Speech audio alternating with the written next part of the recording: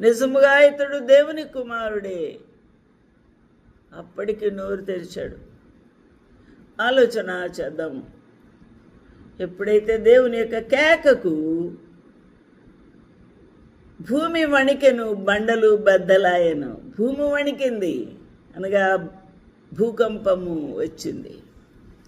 ఆ భూకంపము రికార్డ్ అయింది. ఆ సూర్యుని యొక్క చీకటి 3 గంటల పాటు కటిక చీకటి కూడా రికార్డ్ అయి ఉంటుంది.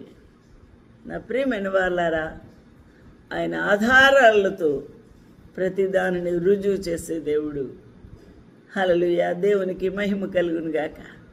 ఆ ప్రభు ఆత్మ కేక వేసి ఆయన భూమి యొక్క అగాధములకు వెళ్ళి ఉన్నాడు. అక్కడ నీతిమంతులు ఉన్నారు. ఆ యొక్క నీతిమంతులను విడిపించుటకు, అపవాది యొక్క బంధకములో ఉన్న నీతిమంతులను విడిపించుటకు ఆయన భూమి యొక్క అగాధములకు వెళ్ళి ఉన్నాడు.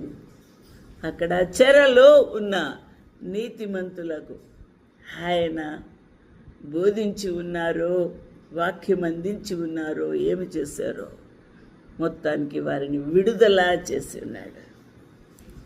దేవునికి మహిమ కలుగును గాక. అందుకనే కొరింథీయులకు రాసిన పత్రిక 15:21 ఒక మనుషుని ద్వారా మరణము వచ్చెను, ఆదాము ద్వారా.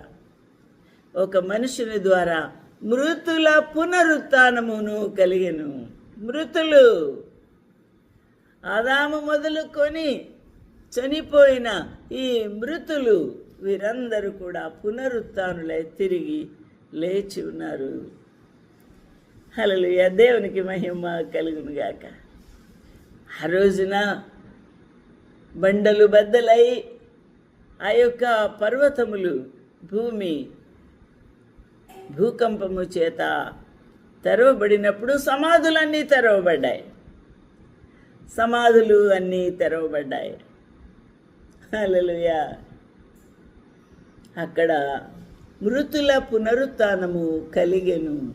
క్రీస్తునందు విశ్వాసముంచిన వారు ఆయన ద్వారా చెరను చెరగా ఆయన విడిపించి పరదేశుకు తీసుకుని వెళ్ళి ఉన్నారు.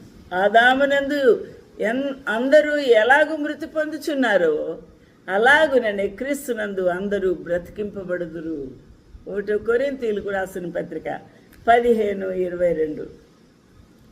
హల్లెలూయా. ఆ విధంగా క్రీస్తుకు ప్రథమ ఫలమై